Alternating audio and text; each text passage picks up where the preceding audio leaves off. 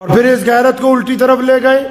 ہمارے پڑوسی ملک میں بھی اکھے جی غیرت کے نام پر بیٹی کا قتل کر دیا.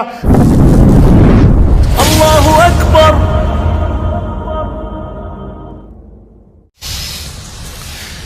کہاں لے جا کے غیرت کو جوڑا ہے دیکھو.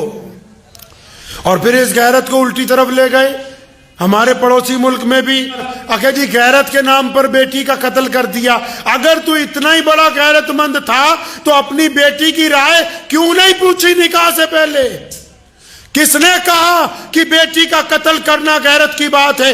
آؤ پیارے نبی حضرت محمد الرسول اللہ صلی اللہ علیہ وسلم کو پڑھتے ہیں. رسول اللہ کے پاس گئے صحابہ اکرام. کون؟ سیدنا ابو بکر صدیق رضی اللہ تعالیٰ عنہ، امیر المومنین سیدنا عمر بن خطاب. ان لوگوں نے مولا علی رضی اللہ تعالیٰ عنہ کے ساتھ رسول اللہ کے پاس پیشکش کی کہ یا رسول اللہ ہم چاہتے ہیں، اور مولا علی نے خود بھی کہا کہ یا رسول اللہ میں بھی چاہتا ہوں کہ میرا عقد سیدہ فاطمہ رضی اللہ تعالیٰ عنہ سے ہو جائے، رسول اللہ کی بیٹی سے ہو جائے، جبکہ اللہ کو بھی یہی منظور ہے. پھر بھی نبی علیہ السلام نے کیا فرمایا؟ رک جاؤ، پہلے میں اپنی بیٹی فاطمہ کی رائے معلوم کروں گا. بیٹی کو قتل کرنے کی طاقت آ گئی غیرت کے نام پہ. اور وہ جو کئی سال سے بستر پر تڑپ رہی ہے، جن کی عمریں گزر رہی ہیں، جن کے راستے میں تم نے دہیج کی دیواریں کھڑی کر دی، جن کے راستے میں تم نے پیسے کی دیواریں کھڑی کر دی، جن کے راستے میں تم نے ذات اور برادری کی دیواریں کھڑی کر دی، اس وقت تو تمہاری غیرت کو کچھ نہیں ہوا. جب تمہارے بچے بستر پر تڑپ رہے تھے اس وقت تمہاری غیرت کو کچھ نہیں ہوا. آج اگر ان بچوں نے نکاح کر لیا تو تمہاری غیرت جو ہے وہ جواب دے گئی ہے. انہوں نے غیرت کا کام کیا تو تم غیرت کے نام پر قتل کرنے کے لیے تیار ہو. اور جب غیرت کو قائم کرنا تھا شریعت کے مطابق، جب غیرت مند بننا تھا، کس کو کہتے ہیں غیرت مند پتہ ہے؟ ایک بندہ جو 5 وقت کا نمازی ہو اور نماز پڑھ کے جب وہ مسجد سے باہر نکلے اور کسی کی بیٹی کی نکاح پڑ جائے، اس کی نگاہ کسی بیٹی کے اوپر پڑ جائے تو وہ اپنی آنکھیں غیرت کی وجہ سے جھکا لے کہ میں نماز پڑھنے والا ہوں، میری غیرت گوارا نہیں کرتی کہ میں کسی بیٹی کی طرف دیکھوں گا. دوسروں کو بے غیرت کہنا آسان ہے.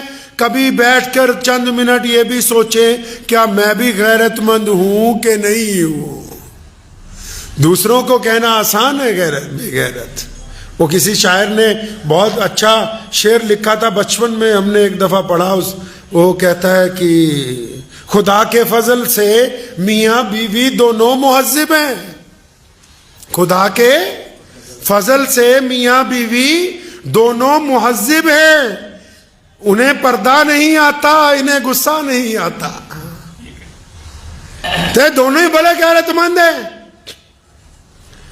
ویسٹرن کی طرف جو انگریزوں نے سمجھایا، ساڑھے پنجابیاں نو بھی لت لگی ہے کہ انگریز بنو پھٹا پھٹ، اونا ورگے کپڑے، اونا ورگا بیاہ، اونا ورگی چال. تے انگریز کی کرتے ہیں جی؟ انگریز کیا کرتے ہیں؟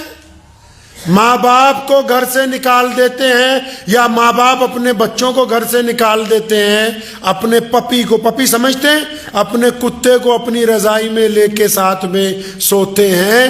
جن کی عادتیں آپ اپنانا چاہتے ہو وہ تو اپنے ماں باپ کو چھوڑ کے ایک جانور کو اپنے بستر میں سلاتے ہیں.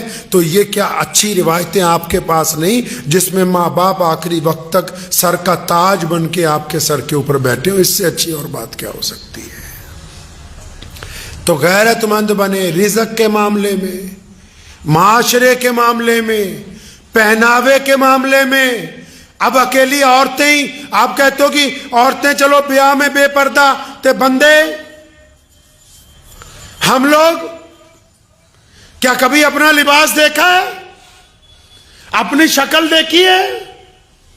وہ غیرت مند مرد ہوتا ہے.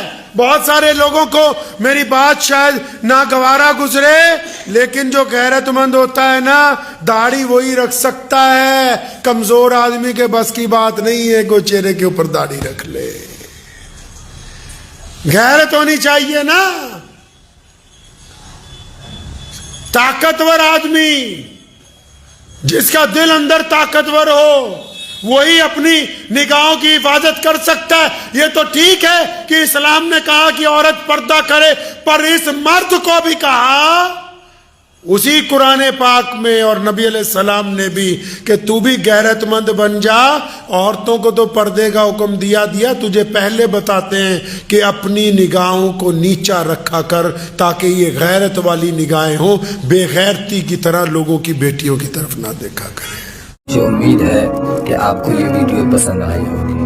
اگر پسند آئی ہو تو یہ آپ اپنے دوستوں کے ساتھ شیئر کریں اور اس چینل کو سبسکرائب ضرور کریں۔